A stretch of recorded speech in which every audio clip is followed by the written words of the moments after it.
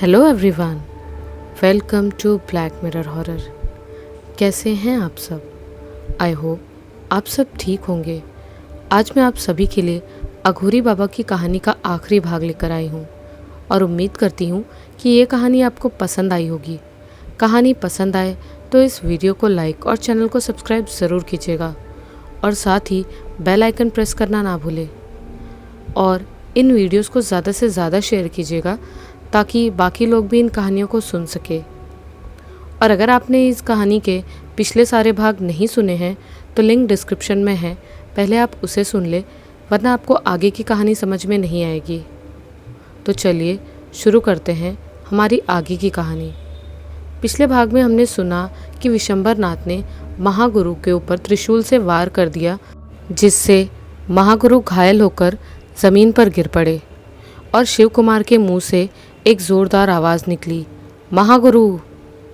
महागुरु के शव पर विलाप करते हुए शिव कुमार के मुख से बस एक ही शब्द बार बार निकल रहा था, महागुरु, महागुरु और महागुरु। अब आइए सुनते हैं कि आगे इस कहानी में क्या हुआ। विशंबर नाथ के इस कुकृत्य से शिव कुमार विक्षिप्त सा होकर गुफा में विशंबर नाथ को मारने के लिए कोई अस्त्र शस्त्र ढूंढने लगा। उसने पास पड़े महागुरु के शरीर से त्रिशूल निकाला और विशंबर नाथ से बोला, नीच अधर्मी, ये तूने क्या किया? जिस महागुरु ने तुझे इतनी ऊंचाइयों पर पहुंचाया, तूने उन्हीं का वध कर दिया। विशंबर नाथ ने शिव कुमार की इस बात का कोई उत्तर नहीं दिया और वो ज़ोर ज़ोर से हंसने लगा। उसकी इस हंसी से शिव कुमार का क्रोध और बढ़ गया। वो क्रोध से कांपते हुए बोला, नराधम, तू तो मित्रता के भी योग्य नहीं है। न जाने कौन सी अशुभ घड़ी में महागुरु ने तुझे अपना शिष्य और मैंने तुझे अपना मित्र बनाया था, परंतु महागुरु की हत्या का प्रतिशोध मैं अवश्य लूँगा। मैं अभी यहीं इसी जगह तेरी जीवन लीला समाप्त करता हूँ। शिव कुमार ने त्रिशूल जैसे ही विशंबर नाथ पर मारा तो विशंबर नाथ धुएं में परिवर्तित होकर अदृश्य हो गया। शिव कुमार आश्चर्यचकित हो गए। वो समझ ही नहीं पाया विशंबर नाथ अकस्मात कैसे अदृश्य हो गया। वो क्रोध में चीखा, विशंबर नाथ, और पागलों की तरह हवा में त्रिशूल इस आशा में चलाने लगा मानो त्रिशूल विशंबर नाथ के कहीं ना कहीं तो लग ही जाएगा, परंतु उसके इस परिश्रम का कोई फल नहीं मिला। मारे क्रोध के उसकी सांसें फूलने लगी। वो निराश होकर खड़ा हो गया। वो एक बार फिर चिल्लाया, महागुरु। उसकी रुदनपूर्ण चीखों से चारों दिशाएं कंपायमान हो गई। वो फिर से चीखते हुए बोला, महागुरु, मुझे क्षमा करे, मैं आपकी मृत्यु का प्रतिशोध नहीं ले सका। मुझे जीवित रहने का कोई अधिकार नहीं है। मैं इसी क्षण त्रिशूल से अपना जीवन समाप्त कर लूँगा। इतना कहकर जैसे ही उसने अपने आप को मारने को त्रिशूल उठाया ही था तो किसी ने उसका हाथ पकड़ लिया। जिसने उसका हाथ पकड़ा था उसे देखकर शिव की आश्चर्य से आंखें फैल गई। उसके मुंह से बस यही निकला, महागुरु, आप तो अभी। उसने वाक्य अधूरा छोड़ दिया और ज़मीन पर उसकी आंखें कुछ खोजने लगी। उसने इस प्रकार विचलित देखकर महागुरु मुस्कुराए और बोले, क्या खोज रहे हो? हमारा मृत शरीर? महागुरु, अभी तो आप मृत अर्थात विशंबर नाथ ने, वो मेरे कहने का अर्थ है। शिव कुमार अपनी बात को ठीक ठीक ढंग से नहीं कह पा रहा था। उसकी इस हड़बड़ाहट को देखते हुए महागुरु बोले, शांत हो जाओ और ध्यान से सुनो। वो सब मिथ्या था, हमारी माया थी। हमने कहा था ना कि हम तुम्हें कुछ प्रयोग करके दिखाएंगे। यही वो प्रयोग था। इस माया का छल प्रायः असुर युद्ध में किया करते हैं। तुम्हें इसका परीक्षण देने के लिए इसका प्रदर्शन अति आवश्यक था। परंतु महागुरु, क्या विशंबर नाथ भी आपकी माया का ही एक हिस्सा था? हाँ वत्स, वो हमारी माया द्वारा रचा हुआ कृत्रिम विशंबर नाथ था। यदि एक दृष्टिकोण से तुम देखोगे तो हमने तुम्हारी परीक्षा ली थी।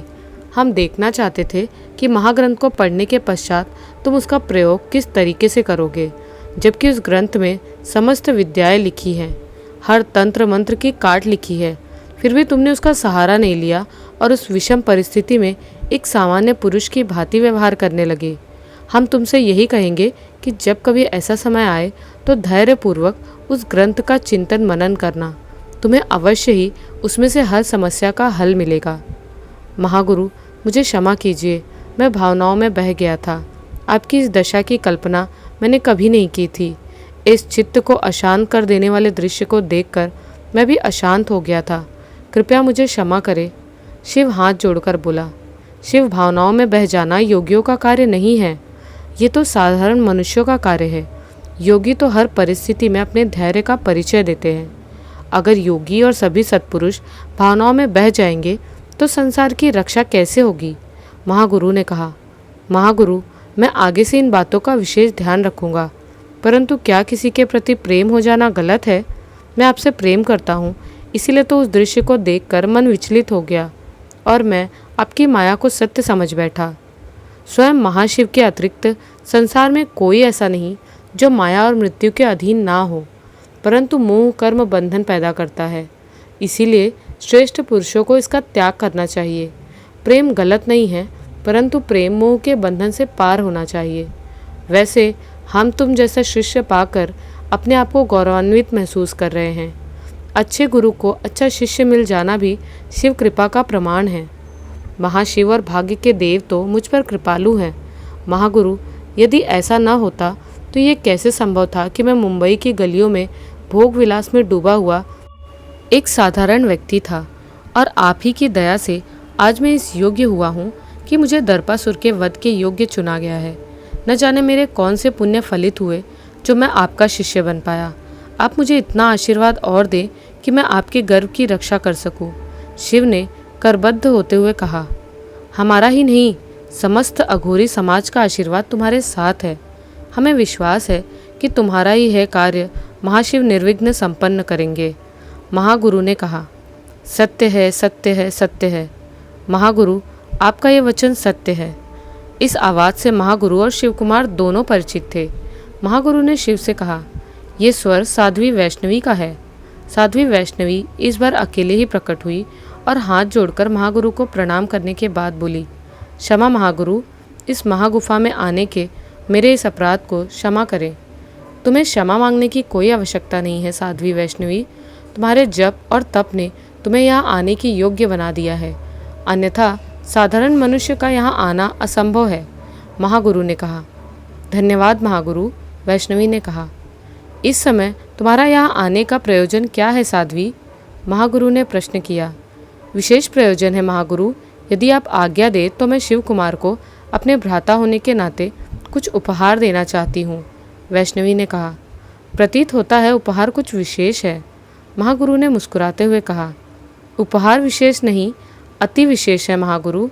यदि आप आज्ञा दे तो मैं वो उपहार शिव को दे दूँ, साध्वी वैष्णवी बोली। क्यों नहीं साध्वी, उपहार की ये औपचारिकताएं भी सांसारिक बंधनों को प्रगाढ़ बनाती हैं। हमारी आज्ञा है, तुम अपने भ्राता को उपहार दे सकती हो, महागुरु ने कहा।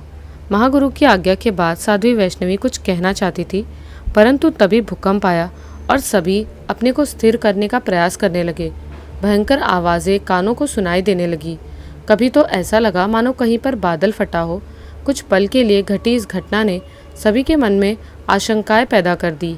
साध्वी वैष्णवी के मन में भी एक साथ कई शंकाएं उभर आई। जब स्थिति सामान्य हुई, वो महागुरु से बोली, महागुरु, ये भूकंप कैसा था? इतना कोलाहल वातावरण में एक साथ पहले कभी नहीं हुआ। निश्चित ही कहीं पर कोई न कोई अनहोनी घटना घटी है। सत्य कहा तुमने वैष्णवी। वातावरण में हो रहे अकस्मात परिवर्तन इस बात का संकेत है कि दर्पासुर ने महाकाल से कोई अमोघ शक्ति प्राप्त कर ली है। ये संकेत उसी शक्ति के प्रकट होने के हैं, महागुरु सोचते हुए बोले। परंतु महागुरु, दर्पासुर को तो मैंने बंधन में बांधकर अंतरिक्ष की असीम गहराई में फेंक दिया था, वैष्णवी ने आश्चर्य से कहा। तुमने सत्य कहा, परंतु असुर गुरु ने उसे बंधन मुक्त कर महाकाल की अखंड साधना में लगा दिया। साधना के परिणाम स्वरूप वो दिव्यास्त्र उसे प्राप्त हो गया है। अब हमें भी उस अस्त्र की काट करने हेतु शिव आराधना करके महाशिव से आशीर्वाद प्राप्त करना होगा। महागुरु के शब्दों में चिंता स्पष्ट झलक रही थी। महागुरु, आपके शब्दों में चिंता इस बात का संकेत है कि वो अस्त्र अत्यंत प्रभावशाली है, शिव ने कहा। यही सत्य है, वो अत्यंत प्रभावशाली अस्त्र है। उस अस्त्र से बचने के लिए हमें तुम्हारे लिए एक महत्वपूर्ण सुरक्षा चक्र की व्यवस्था करनी होगी। इसके लिए हमें अब कंद्रापुरा जाना होगा। हम नहीं चाहते यहाँ कोई उपद्रव हो और यहाँ उपस्थित अघोरियों की साधना में विघ्न पड़े। इसीलिए महाग्रंथ को सुरक्षित रखकर अब हम सबको कंद्रापुरा प्रस्थान करना चाहिए। हम ग्रंथ को सुरक्षित करते हैं और अब तुम सबसे कंद्रापुरा में मिलेंगे। महागुरु बोले, ये महागुफा क्या ऐसी स्थिति में ही रहेगी? शिव के इस प्रश्न पर महागुरु बोले, नहीं, तुम सबके यहाँ से जाते ही ये गुफा अदृश्य हो जाएगी और यहाँ फिर पहले के जैसे ही शांत वातावरण हो जाएगा। महागुरु के इतना कहने के बाद सभी ने महागुरु को प्रणाम किया और महागुरु ग्रंथ लेकर अदृश्य हो गए। महागुरु के जाने के बाद साध्वी वैष्णवी ने शिव से कहा, भ्राता, इन सब बातों के बीच मेरा वो उपहार यूं ही रह गया। इस समय अवसर है, मैं तुम्हें वो उपहार देना चाहती हूँ। दीदी, मैं उस उपहार को लेने के लिए उत्सुक हूँ। शिव ने कहा, वैसे तो महाग्रंथ के अध्ययन के पश्चात अब तुम्हारे लिए कुछ भी असंभव नहीं रह गया, परंतु जिस अस्त्र का ज्ञान अब मैं तुम्हें देने जा रही हूँ, ये मुझे मेरी कठोर साधना के परिणाम स्वरूप मिला है। ये अस्त्र भी अत्यंत विनाशकारी और बड़े बड़े अस्त्रों की काट करने वाला है। इतना कहने के बाद साध्वी वैष्णवी ने शिव के कान में अस्त्र को प्रकट करने वाले और प्रयोग करने वाले सारे मंत्र कह दिए। शिव ने जब सब कुछ समझ लिया तो बोला, दीदी, आपके इस उपहार से मैं धन्य हो गया, परंतु एक बार मुझे मेरे पुराने नाम ओम कहकर पुकारो और एक बार अपने गले से लगाकर मुझे आनंदित होने दो। शिव की आंखें भर आई। मेरे प्रिय भ्राता ओम कहकर वैष्णवी ने शिव को गले से लगा लिया। उसकी आंखें भर आई और भरे कंठ से बोली, ओम, आज तुम्हें गले लगाकर मुझे असीम आनंद की अनुभूति हो रही है। मैंने कभी कल्पना भी नहीं की थी कि जीवन में पुनः तुमसे इस प्रकार भेंट होगी। आज इस बात का भी ज्ञान हुआ कि संसार के किसी भी क्षेत्र में हम चाहे कुछ भी हो जाएं, परंतु संसार के संबंध हमें बंधन में बांध ही लेते हैं। यही अपनत्व तो संसार को परमात्मा की देन है, जिससे संसार के प्राणी आपस में बंधे हुए हैं। दीदी, आपसे गले मिलकर मुझे आज ऐसा लगा जैसे अपनी माँ के गले लग रहा हूँ। वैसे भी नागदंत और कालदंत के कारण आपसे मिलने का यह अवसर बहुत ही प्रतीक्षापूर्ण रहा। शिव रुंधे गले से बोला। साध्वी वैष्णवी ने शिव से अलग होते हुए कहा, ओम, मैं शपथ पूर्वक कहती हूँ, यदि भविष्य में कभी नागदंत या कालदंत से युद्ध में सामना हुआ तो मैं अवश्य उन्हें परलोक पहुँचा दूंगी। वो समय अब दूर नहीं दीदी, जब हम दोनों मिलकर असुरों का विनाश करके अपने प्रतिशोध के साथ साथ अपने पालक पिता आचार्य रुद्रदेव को भी बंधन मुक्त करा लेंगे। शिव ने कहा, उचित कहा तुमने, परंतु साध्वी वैष्णवी ने अपने वाक्य को पूरा नहीं किया क्योंकि उनकी दृष्टि महेंद्रनाथ और विशंबरनाथ पर गई। वे दोनों उनकी ओर आ रहे थे। पास आकर महेंद्रनाथ ने साध्वी वैष्णवी को प्रणाम किया। विशंबरनाथ की नज़रें जैसे ही साध्वी वैष्णवी से टकराई तो साध्वी ने अपनी नज़रें नीचे कर ली और विशंबरनाथ को देखकर भी अनदेखा कर दिया। विशंबरनाथ को वैष्णवी का यह व्यवहार अच्छा नहीं लगा, परंतु अवसर को ध्यान में रखते हुए कुछ न कह सके और चुपचाप खड़े हो गए। जब शिव ने विशंबरनाथ को देखा तो विशंबरनाथ को देखकर शिव को महागुरु द्वारा बनाए कृत्रिम विशंबरनाथ का स्मरण हो आया तो वो मुस्कुराने लगा। विशंबरनाथ ने देखा कि शिव उसकी ओर देखकर मुस्कुरा रहा है तो वो शिव से बोले, असमय तुम्हारी इस मुस्कान का क्या रहस्य है? आज मुझे क्यों उपहास का पात्र समझा जा रहा है? हम तुम्हें उपहास का पात्र भला क्यों समझेंगे?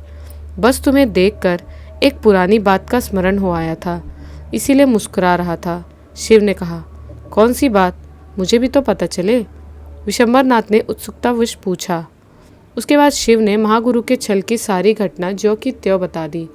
घटना सुनकर साध्वी वैष्णवी, महेंद्रनाथ और विशंबरनाथ तीनों ठहाका मारकर हंसने लगे। महेंद्रनाथ बोले, विश्वास नहीं होता कि तुम जैसा ज्ञानी पुरुष भी माया द्वारा छला जा सकता है।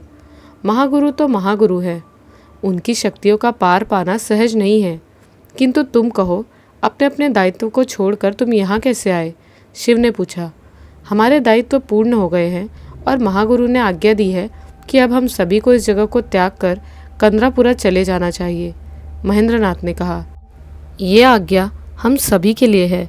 विशंबरनाथ ने वैष्णवी की ओर देखते हुए कहा, परंतु वैष्णवी ने कोई उत्तर नहीं दिया और वह शिव से बोली, हमें शीघ्र ही महागुरु की आज्ञा का पालन करना चाहिए। जी, महागुरु की आज्ञा का पालन होगा, शिव ने कहा। चारों वहाँ से एक साथ अदृश्य हो गए और साथ ही अदृश्य हो गई वो महागुफा। महागुफा के अदृश्य होते ही वहाँ पहले की तरह चारों ओर सन्नाटा पसर गया था। वहाँ पहले की तरह बर्फीली हवाएं चल रही थी और बर्फ का खुला मैदान पड़ा था। इस जगह को देखकर कौन अंदाज़ा लगा सकता था कि कुछ समय पहले ही यहाँ एक साथ कितनी घटनाएं घटित हो चुकी थी। दर्पासुर के असुरपुर में दर्पासुर नागदंत और कालदंत के साथ अपने कक्ष में खड़ा था और सामने जमीन पर रखा था आचार्य रुद्रदेव का शरीर। साथ ही एक पाश में बंधा आचार्य रुद्रदेव का सूक्ष्म शरीर खड़ा था। दर्पासुर की हंसी से पूरा कक्ष गुंजायमान हो रहा था। तीव्र आवाज के साथ हंसते हुए दर्पासुर नागदंत से बोला, देखा तुमने नागदंत, हमने वो विनाशकारी अस्त्र प्राप्त कर ही लिया जो हमारी मृत्यु के कारण को समाप्त कर देगा और हम अमर हो जाएंगे। अब हमें इस रुद्रदेव की और उस ग्रंथ की कोई आवश्यकता नहीं है। तुम शीघ्र ही युद्ध की तैयारी प्रारंभ करो। और इस आचार्य का क्या करेंगे स्वामी? नागदंत ने पूछा। दर्पासुर आचार्य रुद्रदेव के सूक्ष्म शरीर के पास गया और अपनी मंत्र शक्ति से सूक्ष्म शरीर को आचार्य रुद्रदेव के शरीर में प्रवेश कराया तो आचार्य का शरीर खड़ा हो गया। आचार्य रुद्रदेव जैसे ही खड़े हुए, दर्पासुर ने उन्हें मंत्र पाश में बांध दिया और बोला, क्यों? तुम तो बहुत बड़ी बड़ी बातें करते थे कि संसार में कोई अमर नहीं हो सकता, परंतु देखो मैंने अमर होने का मार्ग निकाल ही लिया और अब तुम्हारे पुत्र को मारकर मैं सदा सदा के लिए अमरत्व को प्राप्त कर लूँगा। आचार्य रुद्रदेव का श्वेत वस्त्रों में लिपटा शरीर पाश में बंधा था। पाश में बंधे शरीर को कितनी पीड़ा हो रही थी वो उनके मुख पर स्पष्ट झलक रही थी। दर्पासुर के व्यंग ने उस पीड़ा को और बढ़ा दिया था, परंतु उन्होंने उस पीड़ा को छुपाया और उनके होठों पर मुस्कान खिल उठी और वो बोले, स्वप्न देखना कोई बुरी बात नहीं है। अगर तुम इस तरह भी अपने मन को समझा सको तो अच्छी बात है। सत्य कहूँ तो मुझे तुम पर दया आती है जब तुम इस तरह की बातें करते हो। मेरा तुमसे अभी भी यही कहना है कि जाओ और अपने कुकृत्य की महागुरु सहित समस्त मानव जाति से क्षमा याचना करो। संभव है कि तुम्हें क्षमा कर दिया जाए और तुम मृत्यु से बच पाओ। आचार्य रुद्रदेव की बातों से दर्पासुर का क्रोध जागृत हो गया और वो क्रोधपूर्ण शब्दों में बोला, क्षमा याचना? वो भी तुम लोगों से जिन्होंने पग पग पर हमें छला है। सारे कुकृत्य तुमने किए और मानव जाति से क्षमा याचना हम असुर करें? स्मरण रखो, युद्ध तो अब होगा ही और इस युद्ध में पूरी आर्य जाति और उसे मानने वालों का समूल हम नष्ट कर देंगे। तुम नहीं जानते हमारी शक्तियों को, हमारी मान प्रतिष्ठा को और हमारे इतिहास को।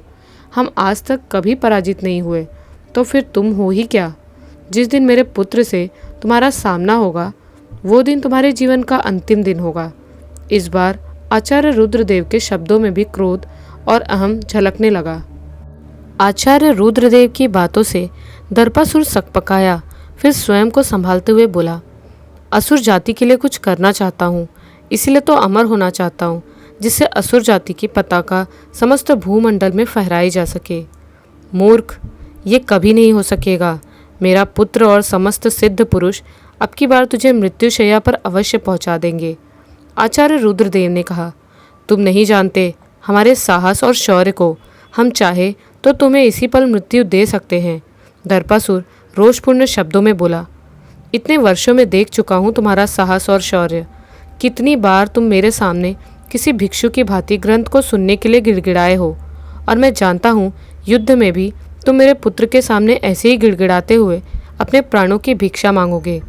आचार्य, दर्पासुर चीखा, तेरा इतना साहस? हमारे कक्ष में हमारा ही अपमान करता है। लगता है तेरा जीवन आज समाप्त हो गया है।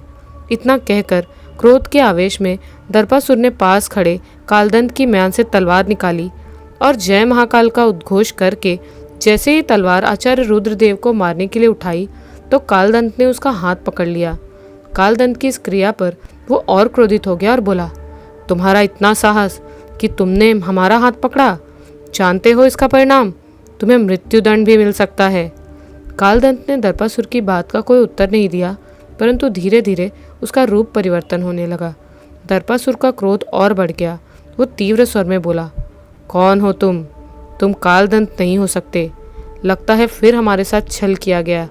कौन हो? शीघ्र कहो, अन्यथा। दर्पासुर का वाक्य अधूरा रह गया क्योंकि कालदंत का रूप परिवर्तित हो चुका था। कालदंत के परिवर्तित रूप को देखकर दर्पासुर की आंखें आश्चर्य से फैल गई। जीवा से बस एक ही शब्द निकल सका और वो था, आप। कालदंत का परिवर्तित रूप देखकर दर्पासुर के मुख से यही निकला, आप? गुरुदेव, ये कैसा आश्चर्य है। आपको यहाँ आने के लिए इस छल विद्या की आवश्यकता क्यों पड़ी? और कालदंत कहाँ है? असुर गुरु ने दर्पासुर का हाथ छोड़ते हुए बड़ी ही शांत स्वर में बोला, क्रोध मनुष्य का शत्रु है। क्रोध भी बहुत सोच समझकर करना चाहिए, क्योंकि बेवजह क्रोध करने से हमारी शक्ति का ह्रास होता है। हम जानते थे तुम क्रोध में कुछ ना कुछ मूर्खता करोगे और युद्ध प्रारंभ होने से पहले ही पराजित हो जाओगे। अर्थात गुरुदेव, दर्पासुर हाथ जोड़कर खड़ा हो गया। अर्थात ये मूर्ख, तुम आचार्य को मारना चाहते हो। यदि युद्ध में शत्रु का पलड़ा भारी हुआ तो हम कम से कम आचार्य को तो किसी भी कार्य में ला सकते हैं। युद्ध के प्रारंभ से पहले ही तुमने विजय की कल्पना कर ली, किंतु स्मरण रहे, कल्पना और सत्य में बहुत अंतर होता है। इसीलिए युद्ध से संबंधित एक एक कार्य बहुत सोच समझकर करो। तुम तो अस्त्र प्राप्त कर उन्माद में इतना भी भूल गए कि तुम्हारा शत्रु इस समय क्या कर रहा है। अपने शत्रु की समस्त सूचनाएं अपने पास होनी चाहिए। ये भी राजनीति और युद्ध में विजय प्राप्ति का एक हिस्सा है। जो अपने शत्रु को निम्न समझता है, समझो वो पराजय की कगार पर खड़ा है। निरंतर सावधान रहो। इस बार असुर गुरु के शब्दों में थोड़ा सा क्रोध झलक आया था। आप सत्य कहते हैं गुरुदेव, मैं शीघ्र ही अपने गुप्तचर विभाग को इस ओर लगाता हूँ। न जाने ये कालदंत भी इस समय कहाँ चला गया। उसे हमने किसी विशेष कार्य से भेजा है दर्पासुर, वो आता ही होगा। असुर गुरु आचार्य रुद्रदेव से बोले, यद्यपि तुम शत्रुओं के आचार्य हो, फिर भी आचार्य तो आचार्य होता है और वो हर स्थान पर सम्मान का अधिकारी है। इसलिए दर्पासुर द्वारा किए गए दुर्व्यवहार पर हम तुमसे क्षमा चाहते हैं। आपके शिष्टाचार से मुझे अपार हर्ष हुआ है। आपका ये व्यवहार असुर सभ्यता का परिचायक है। असुर सभ्यता आप जैसे श्रेष्ठ व्यक्तियों के कारण महान है। कृपया आप दर्पासुर के व्यवहार पर मुझसे क्षमा न मांगे। इतने वर्षों से मैं बंदी रूप में दर्पासुर के साथ हूँ, परंतु मैं उसे अपने शिष्य के रूप में मानता हूँ। इसलिए मैं उसके हर अपराध को क्षमा कर देता हूँ। मैं उसके हित की कामना करता हूँ। इसलिए मैं आपसे भी कहता हूँ कि आप उसे समझाएं और युद्ध ना करने के लिए उसे आदेश दें। आचार्य रुद्रदेव ने बहुत ही सधे हुए शब्दों में कहा, तुम्हारे विषय में जैसा सुना था तुम उससे भी बढ़कर हो आचार्य। तुम वास्तव में श्रेष्ठ मानव हो। अपने शत्रु से प्रेम करना कोई सरल कार्य नहीं है। तुम जैसा धैर्यवान और समस्त योग का धनी ही इस कार्य को कर सकता है, परंतु युद्ध नहीं टल सकता। इसके लिए बहुत विलंब हो चुका है और टाल कर कोई लाभ नहीं है। ये युद्ध तो कभी न कभी होना ही है। असुर गुरु ने कहा, परंतु क्यों नहीं टल सकता? इस युद्ध से क्या लाभ है? आचार्य रुद्रदेव ने पूछा। ये युद्ध हमारी निजी महत्वाकांक्षा के लिए नहीं है। ये युद्ध तो हमारी जाति की उन्नति और वर्चस्व के लिए लड़ा जा रहा है। ये युद्ध तो आज नहीं तो कल लड़ा ही जाना है। ये युद्ध तो अधिकारों का है। अधिकारों का अर्थात? आचार्य ने आश्चर्यचकित होते हुए पूछा। अर्थात ये आचार्य कि ये युद्ध समानता के अधिकार के लिए भी लड़ा जा रहा है। हमारा भी हर वस्तु पर समानांतर अधिकार है। तुम ही बताओ, क्या रुद्रम सत्यम ग्रंथ पर हमारा अधिकार नहीं है? वो ग्रंथ तो मानव जाति की धरोहर है। उस पर तो समान रूप से सभी का अधिकार है। फिर हमें क्यों उसके ज्ञान से वंचित रखा गया है? हमें जहाँ तक ज्ञात है, रुद्रम सत्यम में कहीं ऐसा नहीं लिखा गया कि इसको एक वर्ग पढ़ सकता और दूसरा नहीं। फिर हम पर इतना अन्याय क्यों? यह अन्याय नहीं है। प्राचीन काल से ही यही व्यवस्था है, आचार्य ने कहा। इसी व्यवस्था से तो भय लगता है हमें आचार्य। यदि इस व्यवस्था में कोई परिवर्तन नहीं किया गया तो आने वाले समय में रुद्रम सत्यम ग्रंथ की भी वही दशा होगी जो वेदों की हुई है। इसी व्यवस्था के चलते वेद सामान्य जनमानस से दूर हो गए और आज स्थिति ये है कि कोई उन्हें ना तो जानता है और ना ही कोई पढ़ता है। इसी व्यवस्था के कारण संस्कृत आज मृत भाषा हो गई है। इस व्यवस्था में तो परिवर्तन होना ही चाहिए, नहीं तो आने वाली पीढ़ियां चाहे जो हो अपने ही देश में अपने अस्तित्व की लड़ाई लड़ेंगी। असुर गुरु के शब्दों में निराशा और क्रोध दोनों थे। आपने सत्य कहा असुर गुरु, मैं आपकी बात से सहमत भी हूँ, परंतु इस व्यवस्था में परिवर्तन करना बहुत ही असंभव कार्य है। जिस दिन ऐसा हुआ तो उस दिन एक नवीन क्रांति का सूत्रपात होगा, आचार्य ने कहा। तो वो सूत्रपात हो चुका है आचार्य। अब क्रांति होगी जिसका बहुत महंगा मूल्य तुम सबको चुकाना होगा, असुर गुरु ने क्रोध भरे शब्दों में कहा। असुर गुरु, आपका स्थान यहाँ वह है जो हम लोगों के मध्य में महागुरु रुद्रनाथ का है। इसीलिए आपसे मेरा विनम्र निवेदन है कि आप इस युद्ध को टाल दीजिए। आचार्य ने विनम्र भाव से कहा, असंभव है, हम तो। असुर गुरु के वाक्य को कालदंत के प्रकट हो जाने के कारण अधूरा रह जाना पड़ा। कालदंत ने प्रकट होकर पहले असुर गुरु को प्रणाम किया, फिर दर्पासुर को प्रणाम करने के बाद असुर गुरु से बोला, गुरुदेव, आपका अनुमान सत्य था। युग पुरुष की सुरक्षा के लिए महागुरु रुद्रनाथ ने एक विशेष सुरक्षा चक्र का निर्माण किया है, जिस पर किसी अस्त्र और शस्त्र का कोई प्रभाव नहीं हो सकता। इस सुरक्षा चक्र को महागुरु अपने निरंतर मंत्र के जाप से संचालित करेंगे। इतना कहकर कालदंत चुप खड़ा हो गया। और कोई सूचना? असुर गुरु ने पूछा। नहीं गुरुदेव, कालदंत ने कहा। इसका अर्थ है महागुरु की मृत्यु हमारी विजय का मार्ग प्रशस्त करेगी। किंतु तुम्हारी इस सेवा से हम अति प्रसन्न हैं कालदंत, दर्पासुर ने कहा। महागुरु की मृत्यु इतनी सहज नहीं है स्वामी, कालदंत ने कहा। हमारे शस्त्रागार में उनके योग्य भी अस्त्र और शस्त्र हैं कालदंत, दर्पासुर ने अभिमान पूर्वक कहा। दर्पासुर, अभिमान मनुष्य को पतन की राह पर ले जाता है, इसीलिए अभिमान से बचो। कालदंत सत्य कहता है, महागुरु की मृत्यु के विषय में सोचना भी हास्यपूर्ण है। संसार की ऐसी कोई विद्या नहीं जो महागुरु को न प्राप्त हो, इसीलिए महागुरु पर प्रहार करने से पहले विवेकपूर्ण विचार कर लेना, क्योंकि युग पुरुष से तो संभव है कि तुम विजयी भी हो जाओ, परंतु यदि महागुरु ने शस्त्र उठा लिए तो तुम्हारा समूल नष्ट हो जाएगा, आचार्य रुद्रदेव ने कहा। आचार्य की बात का दर्पासुर उत्तर देना चाहता है, परंतु असुर गुरु ने उसे ना बोलने का इशारा कर दिया और कालदंत से बोले, कालदंत, तुम जाओ और सभी सन्यासियों को एकत्रित करो तथा युद्ध की तैयारी प्रारंभ कर दो। हमें युद्ध के लिए अभी प्रस्थान करना होगा। जो आज्ञा गुरुदेव, कालदंत ने कहा और अदृश्य हो गया। उसके जाने के बाद असुर गुरु आचार्य रुद्रदेव से बोले, तुमने जो कहा वो सत्य है, परंतु अब इन सब बातों का कोई लाभ नहीं है। जय और पराजय तो अब युद्ध में देखी जाएगी। हमारे लिए क्या आज्ञा है गुरुदेव? दर्पासुर ने हाथ जोड़कर कहा, तुम रणभूमि की ओर प्रस्थान करो, तुमसे वहीं भेंट होगी, और आचार्य को बिना किसी क्षति के रणभूमि में लेकर आना, ये हमारी विशेष आज्ञा है। असुर गुरु इतना कहकर अदृश्य हो गए। असुर गुरु के जाने के बाद दर्पासुर नागदंत से बोला, नागदंत, गुरुदेव की आज्ञा का पालन हो। आचार्य को बंदी बनाकर ससम्मान रणभूमि लेकर आओ, किंतु सावधानी पूर्वक। इतना कहकर दर्पासुर कक्ष से बाहर चला गया। कंदरापुरा की एक पहाड़ी। कंदरापुरा में स्थित पहाड़ी पर एक शिला पर शिव कुमार और नेहा बैठे हुए थे। दोनों काफी दिनों बाद मिले थे। जब से नेहा आई थी तभी से शिव कुमार एकटक नेहा को निहार रहा था। नेहा शिव कुमार से बोली, इस तरह क्या देख रहे हो? मैं वही तो हूँ, तुम्हारी नेहा। जानता हूँ तुम मेरी नेहा हो, परंतु सच कहूँ आज कितने समय बाद तुम्हें मैं ढंग से देख पाया हूँ। आज तुम्हारा रूप और लावण्य कुछ अलग ही लग रहा है। तुम्हें देखकर आज मन में एक अलग से ही अनुभूति हो रही है। ये रूप और लावण्य साध्वी के सानिध्य में किए जब तब द्वारा एकत्रित हुए ओज का परिणाम है, शिव ने कहा। तुमने ठीक ही कहा है, मंत्र जाप में बहुत शक्ति है। हम जब मेडिकल के स्टूडेंट थे उस समय हम इन सब बातों को बकवास मानते थे। देखो ना, हमारी प्राचीन संस्कृति ने कितनी उन्नति की थी। जिस सौंदर्य और रूप को पाने के लिए पश्चिमी लोग और अब भारतीय भी बाहरी साधनों का उपयोग करते हैं, वो सौंदर्य, रूप, लावण्य मात्र ब्रह्मचर्य की साधना से और मंत्र जाप से प्राप्त हो जाता है, और प्राप्त होने के बाद फिर कभी नष्ट नहीं होता। हर आयु में उसका तेज बना रहता है। साध्वी जी की कृपा से मुझे भी कुछ आध्यात्मिक ज्ञान प्राप्त हुआ है। इस ज्ञान से मैं अपने अंदर एक अलग ही उमंग स्फूर्ति महसूस कर रही हूँ। परंतु कभी कभी मुंबई की याद आ जाती है। कितना समय हो गया हमें वहाँ से आए हुए, नेहा ने कहा।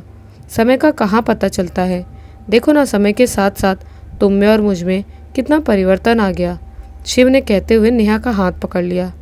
बहुत समय बाद नेहा को स्पर्श महसूस किया था। इस स्पर्श से नेहा आनंदित हो गई। उसके प्रत्येक अंग में रोमांच जाग उठा। फिर नेहा ने संयमित होते हुए कहा, ये हमें हमारे कर्तव्य मार्ग से न भटका दे।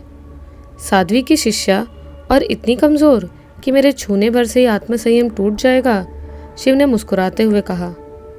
नेहा ने कहा, स्नेह का संबंध ऐसा ही होता है शिव, वो किसी भी बंधन को स्वीकार नहीं करता। शिव ने कहा, तुमने ठीक कहा नेहा। न जाने कब महागुरु का दिया हुआ दायित्व समाप्त होगा और जाने कब हम भी प्रेम की पूर्णता को प्राप्त करेंगे। सच कहूँ तो मैं तो सोच भी नहीं सकता था कि युद्ध से पहले तुमसे भेंट भी होगी। ये कुछ समझ नहीं आया कि अकस्मात तुम और साध्वी दीदी यहाँ कैसे। शिव ने सोचते हुए पूछा। सही से ज्ञात नहीं, परंतु अंदाज़ा है कि युद्ध के विषय में कोई चर्चा है जो महागुरु से करने आई हैं। साथ में मुझे और देवी विजया को भी लेकर आ गई, नेहा ने कहा। शिव की आंखें सोचने वाले अंदाज में सिकुड़ती चली गई। वो सोचते हुए बोला, युद्ध के विषय में चर्चा, इसका अर्थ है विषय गंभीर है। हमें भी अब गुफा के लिए प्रस्थान करना चाहिए। चलो। इतना कहकर शिव खड़ा हो गया और नेहा खड़े होते बोली, शिव, क्या युद्ध में मैं भी भाग ले सकती हूँ? पता नहीं, परंतु तुम्हारा युद्ध में भाग लेना या न लेना महागुरु की आज्ञा पर निर्भर करता है। अब हमें शीघ्र ही चलना चाहिए। इतना कहकर दोनों वहाँ से चल दिए। कंदरापुरा की एक गुफा में जब नेहा और शिव ने कंदरापुरा की गुफा में प्रवेश किया, उन्होंने देखा अंदर साध्वी वैष्णवी, विशंबरनाथ एवं महेंद्रनाथ महागुरु के साथ खड़े हैं और महागुरु उनसे कुछ कह रहे हैं। दोनों ने महागुरु को और साध्वी वैष्णवी को प्रणाम किया। शिव और नेहा को आशीर्वाद देने के बाद महागुरु बोले, शिव, तुम उचित समय पर आए हो। सूचना प्राप्त हुई है कि दर्पासुर किसी भी समय यहाँ पर आक्रमण कर सकता है, इसीलिए यहाँ युद्ध की रूपरेखा तैयार की जा रही है। तो सबके अपने अपने दायित्व होंगे। महेंद्रनाथ कंदरापुरा की रक्षा का दायित्व लेंगे। हमारा प्रयास ये होगा कि दर्पासुर से युद्ध यहाँ ना होकर इस स्थान से दूसरी जगह पर हो, जिससे कि ये स्थान सुरक्षित रह सके। इसीलिए हम शिव के साथ रहेंगे ताकि उसके आसपास सुरक्षा चक्र का निर्माण कर सके। विशंबरनाथ और साध्वी वैष्णवी भी हमारे साथ ही रहेंगे। उनका दायित्व हर प्रकार से शिव की रक्षा करना होगा। आप लोगों में से यदि कोई अपना परामर्श देना चाहता हो तो उसका स्वागत है। सभी ने एक स्वर से महागुरु की योजना का समर्थन किया। महागुरु ने सभी को आशीर्वाद देने के बाद महेंद्रनाथ से कहा, महेंद्रनाथ, तुम्हें बहुत ही महत्वपूर्ण दायित्व सौंपा जा रहा है। कंदरापुरा की रक्षा के अतिरिक्त तुम्हें महाग्रंथ की भी रक्षा करनी है, क्योंकि असुर गुरु भी अदृश्य वस्तु को प्रकट करने की विद्या जानते हैं। संभव है कि वे महाग्रंथ को प्रकट करने का प्रयास करें, इसीलिए सावधानी पूर्वक कार्य को पूर्ण करना। महागुरु, मेरी अंतिम सांस भी आपकी आज्ञा का पालन करेगी। महेंद्रनाथ ने हाथ जोड़कर कहा।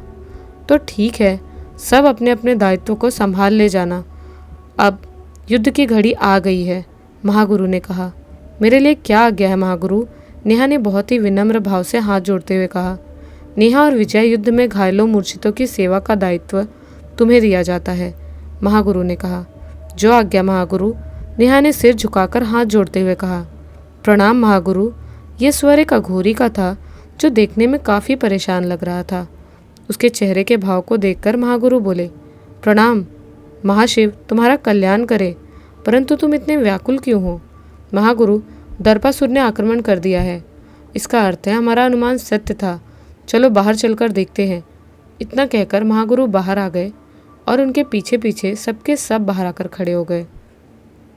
बाहर महागुरु के सामने दर्पासुर अपने असुर गुरु के साथ बहुत बड़ी सन्यासियों की सेना लेकर खड़ा था।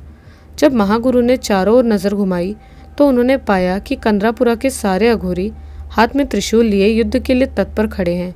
महागुरु को देखकर असुर गुरु बोले, महागुरु, आपको सकुशल देखकर हमें बहुत आनंद हुआ। महाकाल सदैव आप पर कृपा करे। महागुरु असुर की बात का उत्तर देते हुए बोले, हमें भी आपकी कुशलता से अपार हर्ष हुआ है। महाशिव आप पर सदा कृपालु हो। इतना कहने के बाद उन्होंने शिव से कहा, शिव, इन्हें प्रणाम करो। ये असुर गुरु हैं। ये सभी विद्याओं में पारंगत हैं। इनका आशीर्वाद तुम्हारे लिए शुभकारी होगा। महागुरु के कहने के बाद शिव ने असुर गुरु को प्रणाम किया, जिसके प्रत्युत्तर में उन्होंने शिव को आशीर्वाद दिया। इसके बाद असुर गुरु के कहने पर दर्पासुर ने महागुरु को प्रणाम किया, जिसके फलस्वरूप महागुरु ने भी दर्पासुर को आशीर्वाद दिया। इन सारी क्रिया और प्रतिक्रियाओं के बाद असुर गुरु बोले, महागुरु, हम व्यर्थ का रक्तपात नहीं चाहते। अभी भी वार्तालाप के मार्ग से संधि हो सकती है।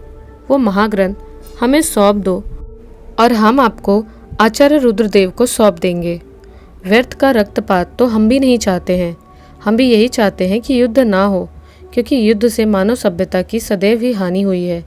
इसलिए हम चाहते हैं कि हम आपको ग्रंथ के प्रथम 2 खंड दे देंगे और उसके बदले आप हमें आचार्य रुद्रदेव को सौंप देंगे। महागुरु ने कहा, मात्र 2 खंड? इतने बड़े ग्रंथ में से मात्र 2 खंड, उसका तो तीसरा खंड महत्वपूर्ण है। नहीं महागुरु, ग्रंथ तो हमें पूर्ण ही चाहिए। असुर गुरु ने कहा, यदि आपका निर्णय यही रहा तो संधि होना कठिन है और अब इस बात का युद्ध ही निर्णायक है। महागुरु ने कहा, आपने सही कहा महागुरु, परंतु यदि युद्ध हुआ तो? क्रोध में भरे दर्पासुर ने कहा। तो क्या होगा दर्पासुर? महागुरु ने मुस्कुराते हुए पूछा। तो आप सबके शव पर विलाप करने वाला कोई नहीं बचेगा, समूल नष्ट कर दूंगा। क्रोध में फुफकारता हुआ दर्पासुर बोला। अपने इस वाचाल शिष्य को मर्यादा सिखाओ असुर गुरु, अन्यथा यही काल के गाल में समा जाएगा। महागुरु भी क्रोधित होते हुए बोले। असुर गुरु कुछ कह पाते इससे पहले ही दर्पासुर क्रोधपूर्ण वचनों में बोला। काल का भोग तो तुम बनोगे महागुरु, और बनेंगे ये सब। शमशान बन जाएगा तुम्हारा कंदरापुरा। दर्पासुर, क्रोध में चीखा शिव, लगता है काल ने तेरी मति का हरण कर लिया है। नहीं तो तू महागुरु का अपमान नहीं करता, तुझे इसका दंड अवश्य मिलेगा। तू दंड देगा हमें? तू? यदि उस समय ये साध्वी तेरी रक्षा न करती तो तू सदा सदा के लिए मृत्यु को प्राप्त हो जाता, परंतु जो कार्य उस दिन ना हो सका वो आज होगा। दर्पासुर ने इतना कहकर अपनी तलवार म्यान से निकाली और अभिमंत्रित कर शिव की ओर फेंक दी। खतरे को भांपते ही महागुरु ने आंखों से शिव को कुछ इशारा किया और शिव ने अपनी सिद्धि का प्रयोग करते हुए आकाश की ओर उड़ता चला गया। दर्पासुर की तलवार अपना लक्ष्य ना पा सकी और अदृश्य हो गई। दर्पासुर का वार खाली गया। वो क्रोध में दांतों को पीसते हुए बोला, कायर, तेरा पीछा तो मैं आज अंतरिक्ष तक नहीं छोड़ूंगा। दर्पासुर, कुछ कहना चाहते थे असुर गुरु, पर इससे पहले दर्पासुर भी आकाश में उड़ गया। दर्पासुर के जाते ही महागुरु साध्वी, वैष्णवी और विशंबर नाथ भी वायु वेग से आकाश की ओर उड़ते चले गए। उन तीनों को आकाश की ओर जाते देख असुर गुरु ने कालदंत और नागदंत से कहा, प्रतीत होता है कि युग पुरुष का यहाँ से भागना और उसके पीछे इन सब का जाना किसी षड्यंत्र का हिस्सा है। तुम दोनों दर्पासुर की सहायता के लिए अतिशीघ्र जाओ, तब तक हम यहाँ रहकर महेंद्रनाथ को पराजित करके ग्रंथ को पाने का प्रयास करते हैं। जो आज्ञा, दोनों ने एक साथ कहा और वे भी आकाश की ओर उड़ चले। सबके जाते ही महेंद्रनाथ और असुर गुरु में युद्ध शुरू हो गया। अघोरी और सन्यासी टकराने लगे। अब देखना ये था कि त्रिशूल और तलवार में से किसकी विजय होती है। अंतरिक्ष में जब दर्पासुर अंतरिक्ष में पहुंचा तो देखा महागुरु आंखें बंद किए आसन लगाए मंत्र का जाप कर रहे हैं और शिव के चारों ओर नीले रंग का एक सुरक्षा चक्र घूम रहा है। शिव के दोनों ओर वैष्णवी और विशंबर नाथ खड़े हैं। शिव को देखकर दर्पासुर क्रोधपूर्ण वचनों से बोला, कायर, आज तेरी सुरक्षा महागुरु का ये कवच भी नहीं कर पाएगा। आज तेरी मृत्यु निश्चित है।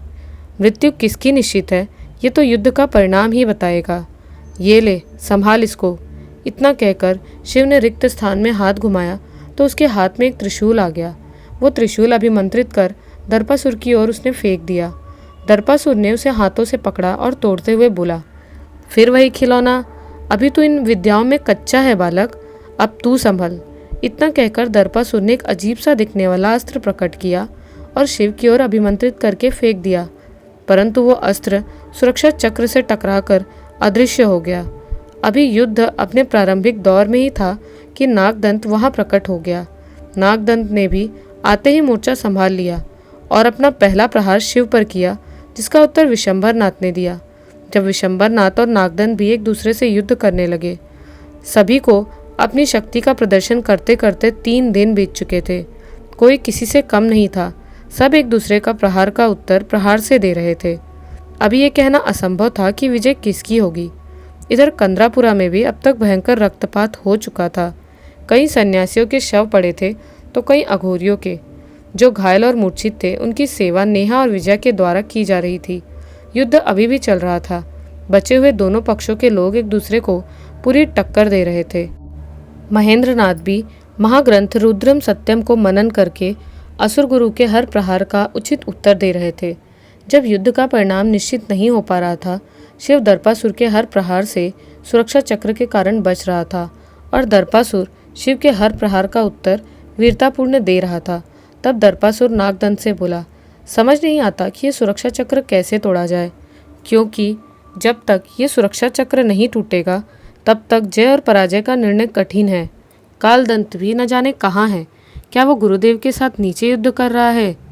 नहीं स्वामी, वो अदृश्य रूप में यही हैं और प्रकट होने के लिए सही समय की प्रतीक्षा कर रहा है। नागदंत ने कहा। अभी दोनों बात ही कर रहे थे कि विशंबर नाथ द्वारा छोड़ा गया अस्त्र नागदंत को मार देता अगर वो समय से अपने स्थान से न हटता। विशंबर नाथ, तीव्र आवाज में बोला नागदंत, और फिर उसने भी एक अस्त्र प्रकट किया और विशंबर नाथ की ओर अभिमंत्रित करके फेंक दिया, जिससे विशंबर नाथ बड़ी मुश्किल से बच पाए। नागदंत, युद्ध क्षेत्र बातों के लिए नहीं होता, युद्ध के लिए होता है। दुष्ट, अब संभाल इसे। इतना कहकर विशंबर नाथ ने एक और अस्त्र फेंका, जिसे देखकर नागदंत अदृश्य हो गया, और अस्त्र के शून्य में अदृश्य होते ही नागदंत पुनः प्रकट हो गया। फिर दोनों लगातार एक दूसरे पर प्रहार करते रहे। साध्वी वैष्णवी मुख दर्शक बनकर जब ये देख रही थी, उसी समय वहां पर उनके शिष्य विजया प्रकट हुई और उन्हें प्रणाम करके बोली, साध्वी माता, ग्रंथ की रक्षा के लिए महागुरु अथवा युग पुरुष की आवश्यकता कंदरापुरा में है। असुर गुरु का सामना महेंद्रनाथ ज्यादा समय तक नहीं कर पाएंगे। मुझे भय है कहीं महेंद्रनाथ के पराजित होते ही रुद्रम सत्यम ग्रंथ उनके हाथ न लग जाए। ये तो बड़ी विषम परिस्थिति है। असुर गुरु का सामना तो मात्र महागुरु कर सकते हैं या शिव, और इस समय दोनों का ही जाना वहाँ असंभव है। साध्वी वैष्णवी गंभीर स्वर में बोली, परंतु क्यों साध्वी माता, दोनों में से एक तो मेरे साथ चल ही सकता है। वहाँ युद्ध समाप्त करके पुनः आ सकते हैं। विजया ने कहा, नहीं विजया, यदि महागुरु और शिव दोनों में से कोई एक भी तुम्हारे साथ गया तो अनर्थ हो जाएगा। साध्वी वैष्णवी बोली, कैसा अनर्थ माता? विजया ने उत्सुकता पूर्वक पूछा। विजया, तुम शिव के चारों तरफ ये जो सुरक्षा चक्र देख रही हो, ये महागुरु के निरंतर मंत्र जाप से संचालित हो रहा है। यदि महागुरु ने मंत्र जाप बंद किया और यदि शिव इस सुरक्षा चक्र से बाहर निकला तो ये सुरक्षा चक्र समाप्त हो जाएगा और फिर पुनः इसका निर्माण नहीं हो सकेगा। यही कारण है कि दोनों में से कोई भी तुम्हारे साथ नहीं जा सकता। अतः अब तुम शीघ्र जाओ और महेंद्रनाथ की सहायता करो। जो आज्ञा माता। इतना कहकर विजया जाने लगी। साध्वी वैष्णवी का विजया के जाने पर तब आश्चर्य हुआ जब उन्होंने देखा कि उनकी शिष्या विजया नागदंत और दर्पासुर की ओर जा रही है। विजया को अपनी ओर आते देख नागदंत और दर्पासुर भी आश्चर्यचकित हो गए। सबके आश्चर्य का तब ठिकाना न रहा जब सबने देखा कि विजया दर्पासुर के पास पहुँचते पहुँचते कालदंत के रूप में परिवर्तित हो गई। साध्वी वैष्णवी समझ गई कि उनके साथ छल हुआ है। कालदंत ने वहां पहुंचकर दर्पासुर को प्रणाम किया और साध्वी वैष्णवी से हुई बातचीत उसे बता दी। उसकी बातों से दर्पासुर प्रसन्नचित होते हुए बोला, वाह कालदंत वाह, आज तुमने इस कार्य से पूरी असुर जाति धन्य की। असुर जाति के इतिहास में तुम्हारा नाम और तुम्हारी कीर्ति सदैव अमर रहेगी। ये तो मेरा कर्तव्य था स्वामी, कालदंत ने विनम्रता पूर्वक कहा। तुमने अपना कर्तव्य निभा दिया, अब हम अपना कर्तव्य निभाएंगे। देखना, तुम हमारी विजय निश्चित होगी और इस विजय का श्रेय हम तुम्हें देंगे। अब हम अपना महाविनाशकारी अस्त्र प्रकट करेंगे जो महागुरु और इस कायर युग पुरुष को सदा सदा के लिए मृत्यु के मुख में पहुंचा देगा, दर्पासुर ने कहा। उसके बाद दर्पासुर ने आंखें बंद कर मंत्र का जाप किया। उसके हाथ में एक विनाशक अस्त्र प्रकट हुआ। अस्त्र के प्रकट होते ही चारों ओर कोलाहल मच गया। उसके प्रकट होने के बाद ऐसा लगा मानो सैकड़ों बिजलियां एक साथ आसमान में गड़गड़ाहट कर रही हो। हर कोई सब कुछ भूल कर उस अस्त्र को देखने लगा। साध्वी वैष्णवी और विशंबर नाथ के साथ शिव भी नहीं समझ पा रहा था कि अब कैसे बचा जाए। उसी समय उसने आंखें बंद की और महागुरु के कहे अनुसार रुद्रम सत्यम ग्रंथ का मनन करने लगा। इधर महेंद्रनाथ से लड़ते हुए असुर गुरु को जैसे ही आभास हुआ कि विनाशक अस्त्र प्रकट हो चुका है, वो वहां से अदृश्य होकर दर्पासुर के समक्ष प्रकट हुए और क्रोधपूर्ण वचनों में कहा, अरे मूर्ख, ये क्या किया? अभी से ही ये विनाशकारी अस्त्र क्यों प्रकट कर लिया? तुम्हें ज्ञात नहीं, यह अस्त्र युग पुरुष की मृत्यु के लिए था और यह अस्त्र सुरक्षा चक्र का भेदन तो कर सकता है परंतु शिव का वध नहीं, क्योंकि ये एक बार में मात्र एक ही लक्ष्य भेद सकता है। क्षमा गुरुदेव, परंतु सुरक्षा चक्र के रहते हमारे सभी प्रहार निष्फल हो रहे थे, इसीलिए अब यही एक मार्ग शेष बचा था। दर्पासुर ने कहा, अब तुम इस अस्त्र को महागुरु पर चलाओ। महागुरु की मृत्यु के बाद ही सुरक्षा चक्र टूटेगा और तभी हमारी जीत सुनिश्चित हो पाएगी, असुर गुरु ने कहा। दर्पासुर अस्त्र को अभिमंत्रित करने लगा। उधर शिव ने ध्यान तोड़ा और एक अस्त्र प्रकट किया। अस्त्र के प्रकट होते ही वातावरण ज्वलनशील हो गया। दर्पासुर ने महागुरु को लक्ष्य बनाकर जैसे ही अपना अस्त्र छोड़ा, शिव ने भी अपना अस्त्र अभिमंत्रित करके छोड़ दिया।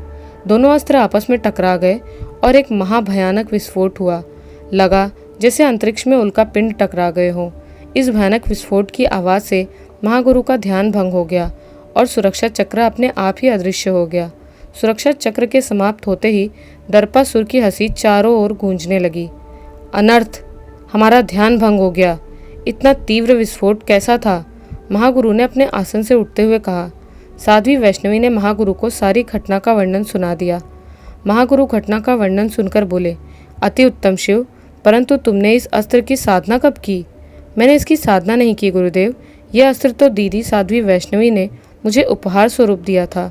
शिव ने कहा, साध्वी वैष्णवी, इस युद्ध में तुम्हारा ये योगदान सदैव स्मरणीय रहेगा। महागुरु ने कहा, धन्यवाद महागुरु। साध्वी वैष्णवी ने कहा, असुर गुरु, अभी भी समय है और संधि का मार्ग अभी भी खुला है। हमारा मानना अभी भी यही है, युद्ध से अच्छी शांति है।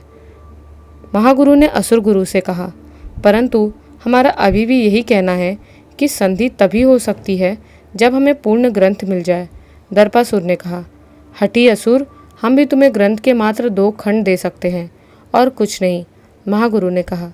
दर्पासुर कुछ कहना चाहता था, इससे पहले ही असुर गुरु दर्पासुर से बोले, हमारा परामर्श है कि महागुरु की बात मान ली जाए और जैसा महागुरु कहते हैं वैसे ही संधि कर ली जाए। इसी में असुर जाति का हित है। नहीं गुरुदेव, विजय के इतने समीप आकर संधि कर लेना मूर्खता है। दर्पासुर ने कहा, नहीं, यही नीति है। हमें नहीं लगता कि हम विजयी हो पाएंगे, इसीलिए संधि करने में ही हमारा हित है। यदि फिर कभी हम सबल हुए तो पुनः आक्रमण कर लेंगे। असुर गुरु ने कहा। अपने गुरु के इन वाक्यों को सुनकर दर्पासुर क्रोधपूर्ण वचनों में बोला, हमें विश्वास नहीं होता कि आप भयभीत होकर इस तरीके के कायरतपूर्ण वचन भी कह सकते हैं और मूर्खतापूर्ण परामर्श भी दे सकते हैं। दर्पासुर के इन वाक्यों से असुर गुरु को भी क्रोध आ गया। वो क्रोधित होते हुए बोले, दुष्ट नराधम, अपने गुरु को कायर और मूर्ख कहता है। लगता है आज तेरा विनाश निश्चित है, क्योंकि गुरु की अवज्ञा करने वाले को कहीं भी स्थान नहीं मिलता। दुर्बुद्धि, बात मान ले हमारी और संधि कर ले, अन्यथा तेरी मृत्यु आज संभव है। हमारी मृत्यु की कामना करने वाले गुरुदेव, चले जाओ यहाँ से, अन्यथा महागुरु और युग पुरुष से पहले मेरे हाथों कहीं तुम्हारा ही वध ना हो जाए। दर्पासुर क्रोध में मर्यादाओं की सीमा पार करते हुए बोला, विनाश काले विपरीत बुद्धि, ये तू नहीं, तेरा काल बोल रहा है मूर्ख। महाकाल तेरा कल्याण करे। इतना आशीर्वाद देकर असुर गुरु अदृश्य हो गए। अपने गुरु का अपमान करने वाले मूर्ख दर्पासुर, अभी भी समय है, अपने गुरु का परामर्श मान ले। महागुरु ने कहा, महागुरु, ये तुम्हारे प्रवचन का स्थान नहीं है, रणभूमि है। यदि मुझसे भय ना लगता हो तो स्वयं या युग पुरुष को युद्ध करने के लिए कहो। दर्पासुर व्यंग करते हुए बोला, दर्पासुर, हमारे गुरु का अपमान तुझे मृत्यु तक पहुंचा देगा।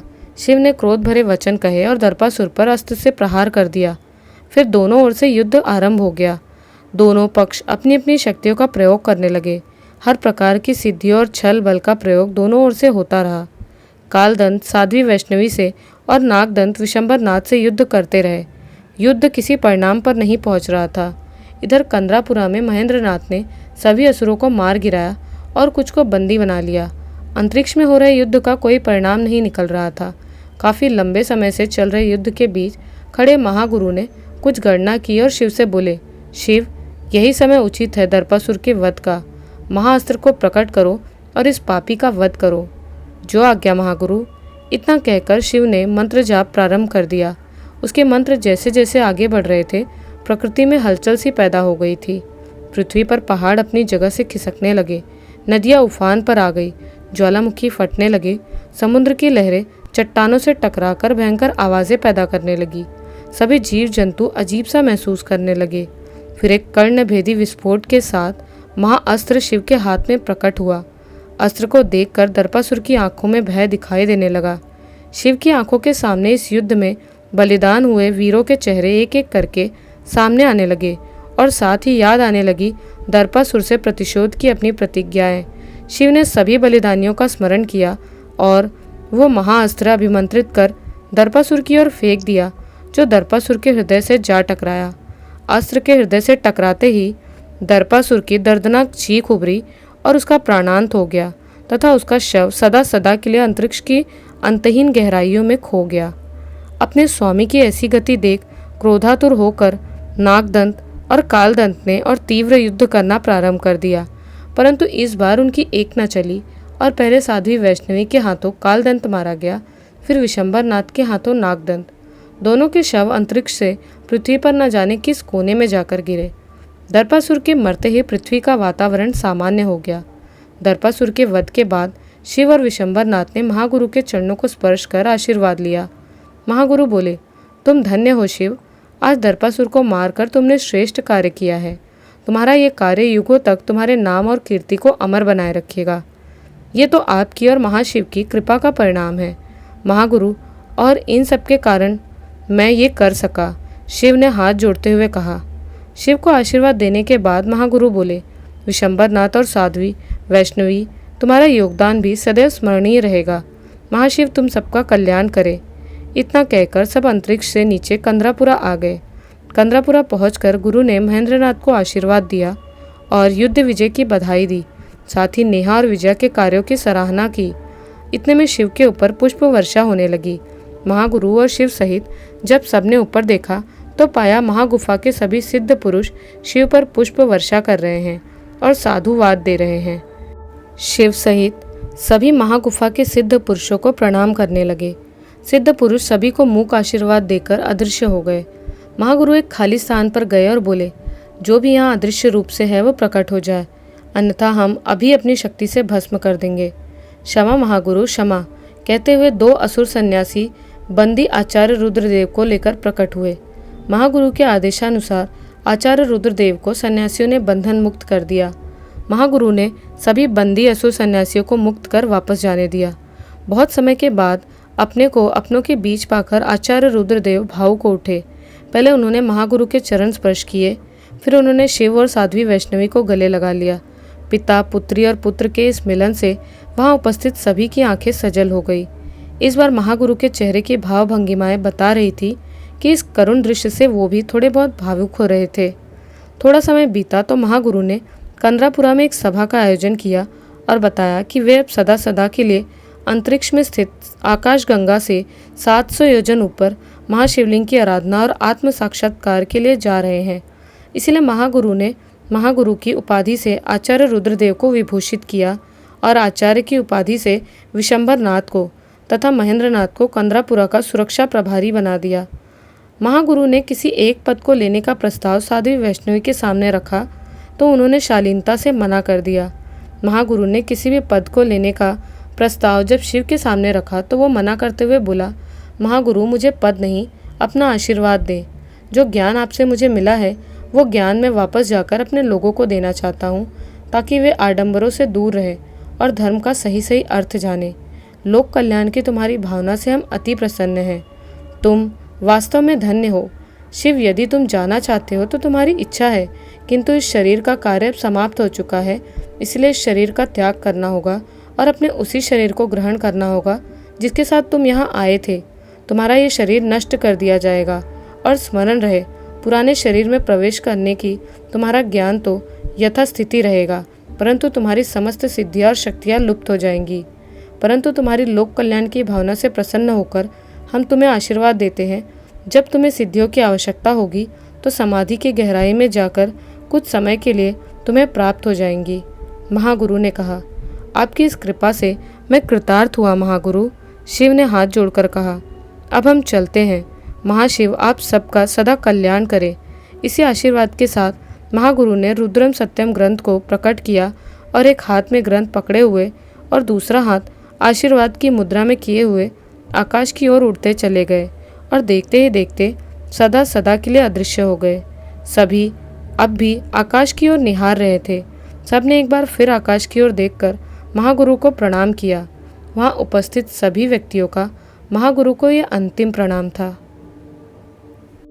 कैसी लगी आपको ये कहानी? हमें कमेंट्स में ज़रूर बताइएगा। और इसी के साथ अघोरी बाबा की कहानी यहीं पर समाप्त होती है। ये इस कहानी का आखिरी भाग था। आपको ये कहानी और ये सीरीज़ कैसी लगी हमें ज़रूर बताइएगा। मिलती हूँ आप सभी से फिर से एक नई कहानी के साथ।